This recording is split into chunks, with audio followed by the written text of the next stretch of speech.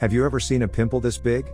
This girl had one right on her face. She decided to pop it, but it started getting bigger and bigger. Suddenly a hair pops out of the pimple, and when she touches it, it turns out to be alive.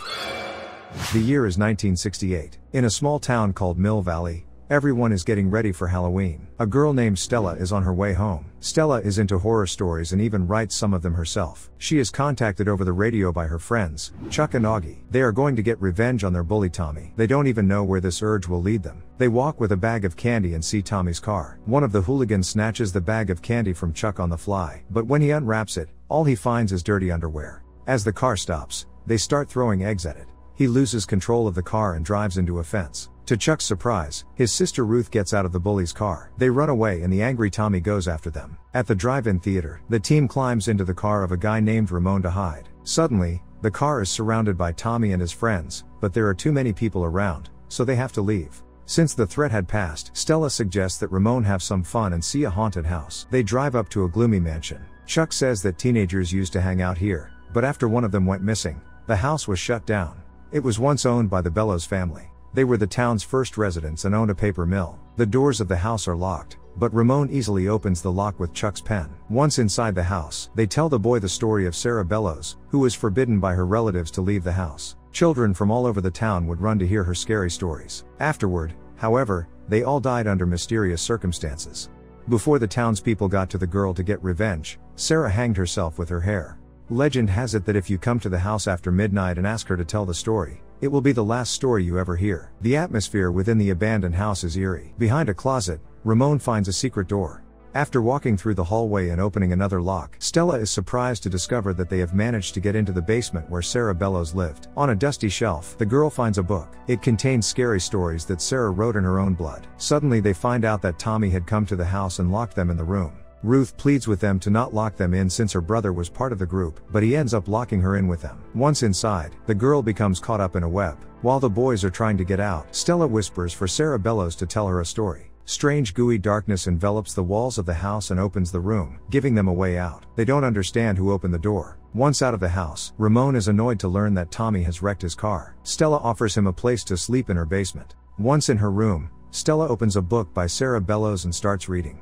She finds a story called Harold, which, judging by the fresh blood, was written recently. This alarms the girl. What scares her, even more, is that the story is about Tommy. Tommy arrives home and his disgruntled mother asks him to get some eggs from the chicken coop. The scarecrow watches him. The boy enters the coop and darkness descends over the building. As he walks past the scarecrow, Tommy punches him and calls him Harold. Walking past it again, in place of the scarecrow, the lad finds an empty pole. It makes him uncomfortable. As he walks on, Tommy encounters the scarecrow, who starts walking in his direction. Finding a pitchfork, he stabs the creature with it, but it takes it away from him and in turn, hits Tommy. After getting out of the field and trying to get to the house, Tommy is horrified to realize that hay begins to fall out of his mouth and that the skin on his hands and face becomes deformed. Tommy turns into a scarecrow. Stella shows the story to Chuck and Augie and relates it to the fact that Tommy didn't come to school today. When they arrive at the cornfield, they see the scarecrow in Tommy's clothes. In fact, the girl believes that the story is described as a true story, but Ramón doesn't believe her.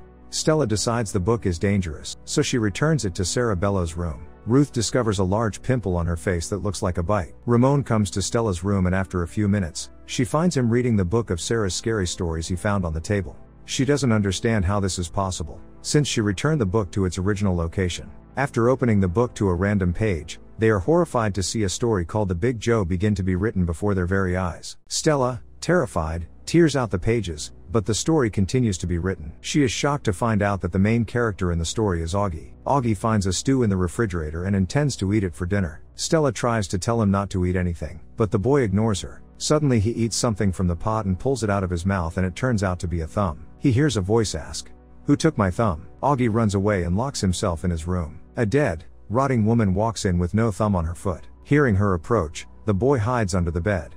The door opens, but nobody appears to be in the room. After almost getting out from under the bed, Augie tries to have a look at what's there, but the monster drags him by his feet under the bed right into the darkness. Stella and Ramón burst into the house. Pushing the bed aside, they see the boy's fingernail marks on the floor. Stella blames herself for what happened and Ramón tries to convince her that it isn't true. Chuck and Ruth, who come up to them, Can't believe what's happening either. Stella says that these stories are written every night. She thinks that something terrible is about to happen to everyone who was in the house that night. Ruth thinks that whatever is going on is just a ridiculous prank and leaves because she has to play in a musical tonight. The rest guys try to burn the book, but it doesn't burn. Stella questions what they really know about Sarah Bellows. The team goes to their local newspaper branch and starts looking into the archives. They learn that a year after the girl's suicide, all the other members of the Bellows family disappeared without a trace. After looking through the book, Stella discovers that they were also victims of the monsters in Sarah's story. Suddenly, one begins writing itself in front of them again. The story is called The Red Spot and the guys realize that it will be about Ruth. In the dressing room,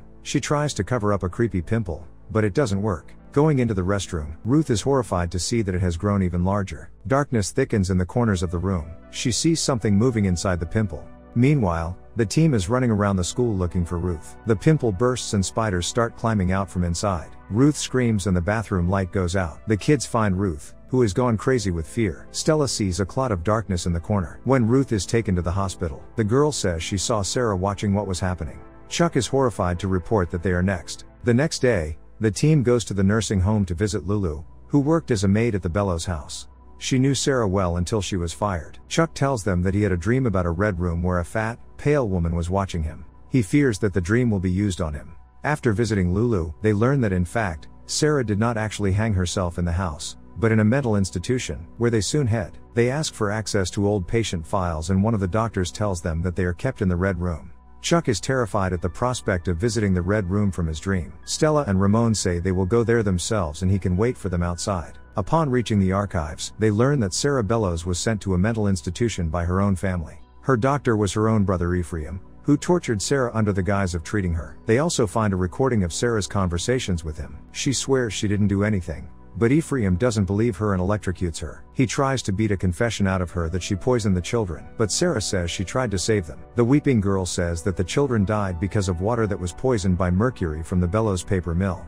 Suddenly her voice becomes angry and she begins to talk about Chuck, who had a dream about the red room. Opening the book, Stella sees the story appear verbatim on paper. Chuck takes the elevator to the roof and reaches the other wing. He finds himself in an empty white hallway. Suddenly a siren sounds and red lights illuminate the hallway. A black shadow crawls along the wall. At the end of the hallway, Chuck sees a bloated, pale woman. He tries to run away from her, but she appears at the other end of the corridor. Soon Chuck sees her coming at him from every direction. She reaches him, hugs him, and engulfs him in herself. Stella and Ramón run into the hallway. On the floor, they find a pen, all that is left of Chuck. The frightened kids tell the sheriff everything that had happened, but he doesn't believe them. What's more, they leave Stella and Ramón at the station. As night falls, the sheriff sees that there is a new story in the book. He goes to Stella and Ramón to find out how they did it when suddenly the lights go out at the station. Stella screams that if there is a new story in the book, they are all going to die. Ramón comes to the conclusion that it is his turn. A smiling head falls out of the chimney, followed by other body parts. In front of the astonished sheriff, the monster collects itself and twists his neck. The creature throws the sheriff's corpse toward the cages where Stella and Ramón are being held. The monster tries to get to Ramón, but Stella manages to remove the keys from the sheriff's belt and sets them free. Stella runs to the Bellows house, and Ramón gets behind the wheel of a police car to detain and distract the monster. After the chase, he drives into a truck, trapping the monster between the hoods. It breaks free,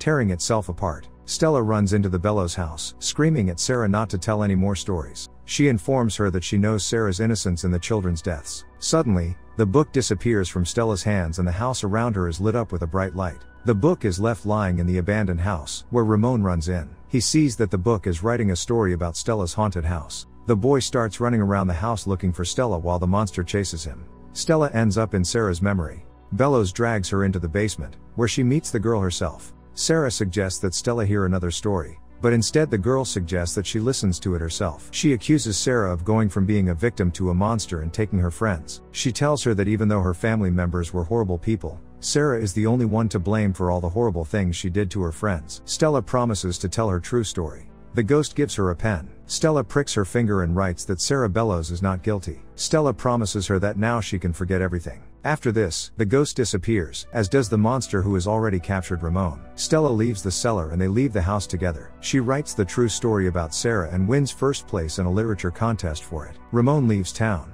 The girl is convinced that Augie and Chuck can be brought back with the help of the book. She just needs to figure out how to do it. That's all for now. Thank you all for watching.